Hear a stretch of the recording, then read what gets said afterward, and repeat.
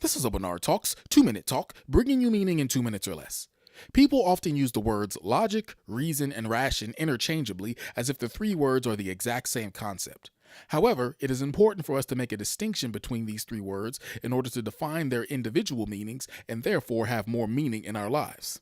Logic can be thought of as mental and universal, whereas reason can be thought of as emotional and personal. For example, if a person required $75,000 a year to cover their living expenses, and they were offered a job that paid them $90,000, to most human beings it would seem a logical decision to accept the job because it not only meets their needs, but exceeds their needs. However, this is now where reason comes into play. If that same job required a person to do something that was in direct conflict with their conscience, the person may be able to make a logical decision, but they may not be able to make a reasonable decision.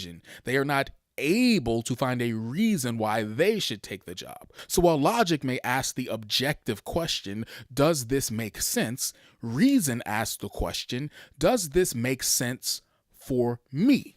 Finally, bringing us to ration. If logic is of the mental, reason of the emotional, then ration is of the physical. Using the same example, though the job may satisfy the person's financial needs, making it a decision that is very well logical, and though the job may be very well in line with their sense of morality, making it reasonable. Ultimately, in the end, the job may still be irrational. For instance, if the job requires the person to physically be able to lift 90 pounds, but they are only able to lift 75 pounds, they may desire to have the job, but simply are physically unfit to do so.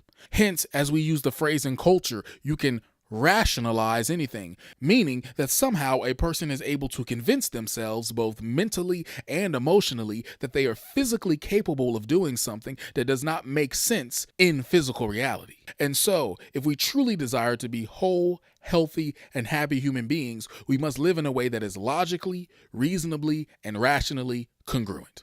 For this full talk and other talks, visit BernardHankins.com and click on Bernard Talks. Also visit Facebook.com/BernardTalks.